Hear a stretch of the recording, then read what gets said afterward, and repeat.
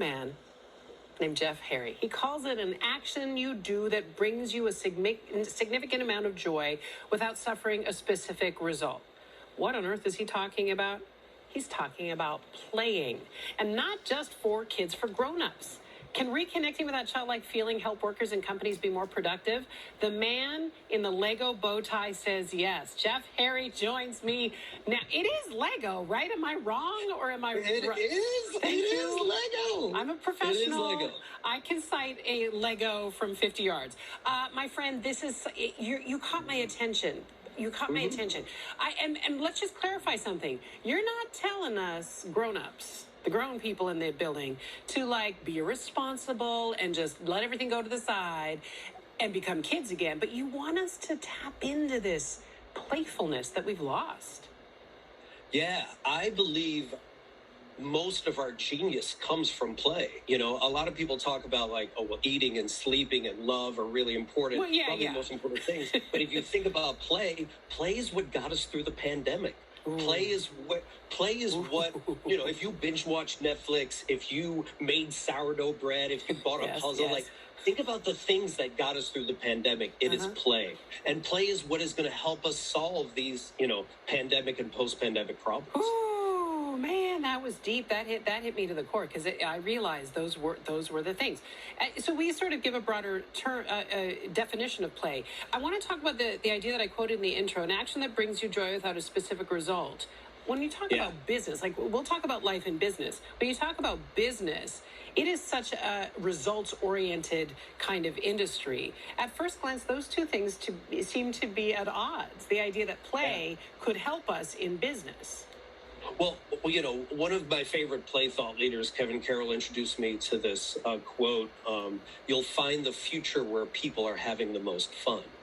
And which companies were thriving during the pandemic? Which companies, the ones that were taking the most risks, the ones that were willing to fail, right? And we've also learned this, like Google's 20% rule. They used to do this. I don't know if they do it anymore, but they gave their staff a fifth of their time, 20% of their time to pursue whatever projects they wanted as long as they benefited the organization. What came from Google's 20% program? Gmail, AdSense, Google Meet, Google Maps, like the foundation of their organization came from play. So why are companies not playing more?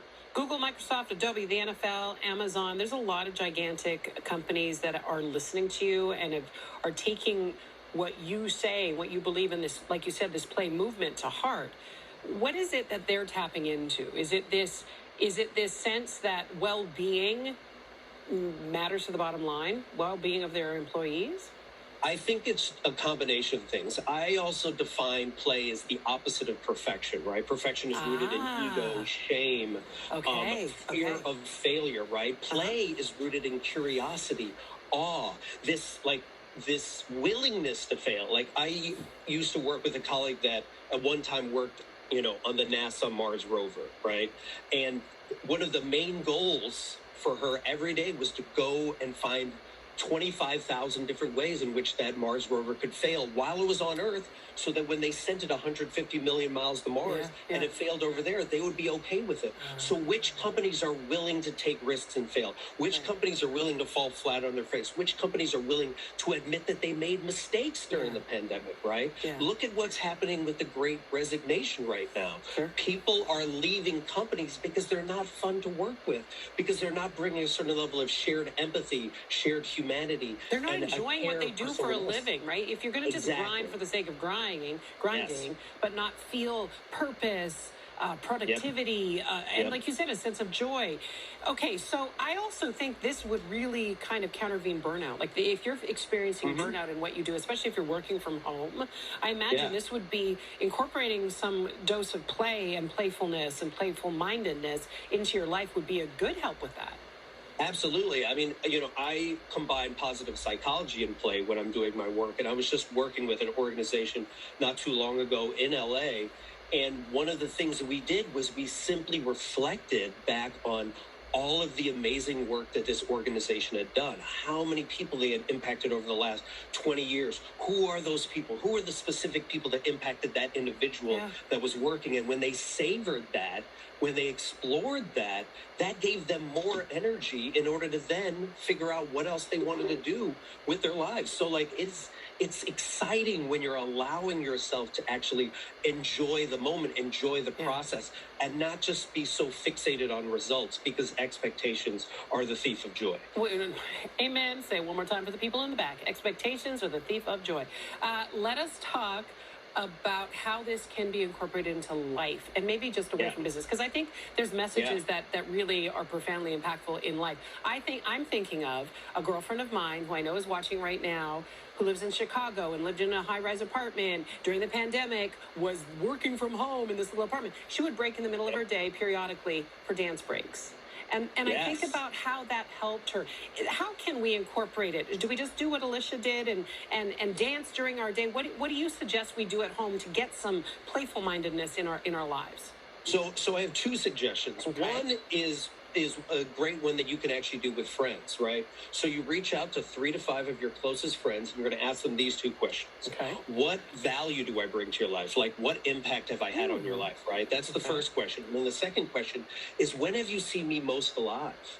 You know, and another way of asking it is, when have you seen me most creative, most playful, most myself, right? And when you get the answers to those 2 questions back, and you get it from 3 to 5 different people that really are close to you, all of a sudden you come up with all these new ideas of how you can play, and then you reach back out to those 3 to 5 people, and you're like, help me to play in those ways. Let's do that together, right? So yes, exactly, because you need to have a play accountability partner. You can't always play accountability partner. I love this. Right? And then the other way in which, and this is a challenging one, is I challenge you to get bored. I know, and that's weird coming from a play guy, but you can't play when you're in an anxiety-ridden state. You can't play when you're angry. You can't play when you're sad. But if you first identify how you soothe or calm yourself down, like, oh, I meditate. Oh, I take a shower. I go for a walk. Oh, I dance in my house, right? To calm myself down, and then allow myself to get bored. And what I mean by that is stop binge watching Netflix, stop looking at YouTube, stop responding to all the emails. Right.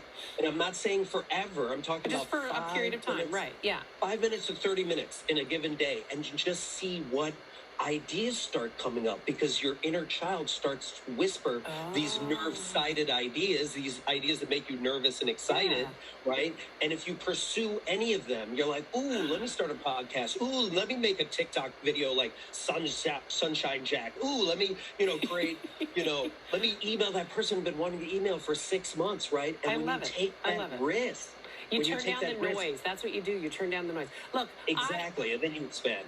I love him because of the fantastic hairdo, the incredible Lego bow tie, but also because he was watching the show. Jeff, you got all sorts of points. You got all sorts of points. Thank you for this. I knew this was going to be a great gift for our viewers and for myself and for all of us to remind us about this. By the way, you can find more on Jeff's positive psychology play by heading to rediscoveryourplay.com. Thank you, friend, for doing this. I really appreciate it. We've gotten a lot out of this conversation today. Thanks so much for having me. I really appreciate it. A joy, truly. I'm going to email my friends those questions right now. I mean, after the show. Oh!